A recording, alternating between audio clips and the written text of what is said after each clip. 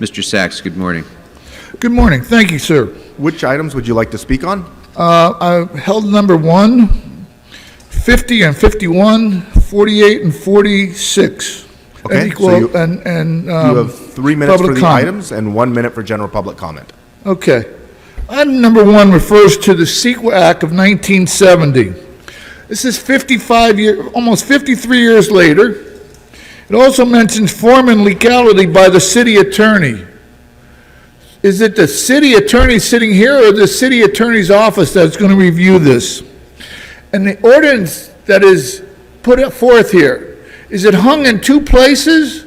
According to the requirements of the city, ordinances need to be hung in 2 places. One is at the front on the first floor, and one is over here at the Public Works Building on Temple Street at the corner of Hope. No, it's Hope and Temple. It's supposed to be hung there. I don't know if it's on the 11th floor or on the first floor, but I do know that it's supposed to be hung in 2 places. It very rarely is. But if you don't want to do anything about CEQA, then what's the hell the sense of getting the money from the federal government to go green? Who's in charge of making those changes? I know that AEG had to do a CEQA report for the stadium they were going to build over here at Staples Center. They were charged with doing like a 10,000-page CEQA report. Why was a private company required to do this CEQA report when it's either the city, the state, or the county? No answer. Number 50, there are no more Quimby fees anymore. Is that leading to a lack of parks in the city? Developers are supposed to leave funding for Quimby fees so that more parks could be developed. There's a lack of parks all over. Is that another good move by the city council?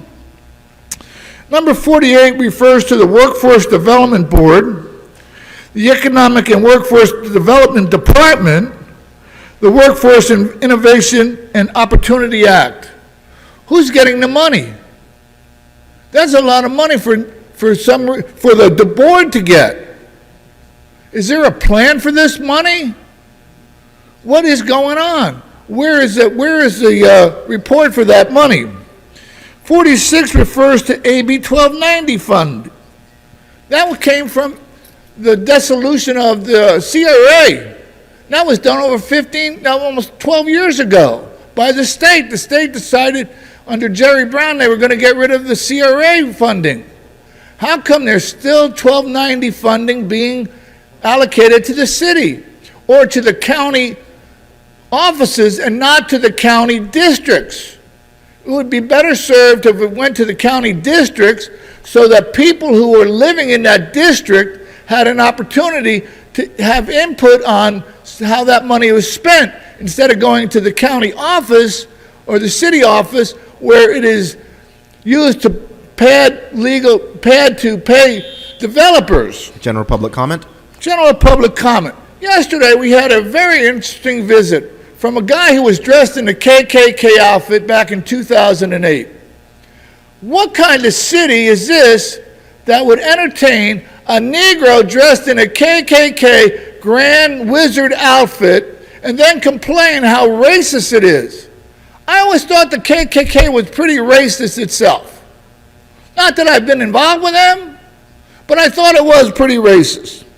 I thought Malcom X was really racist.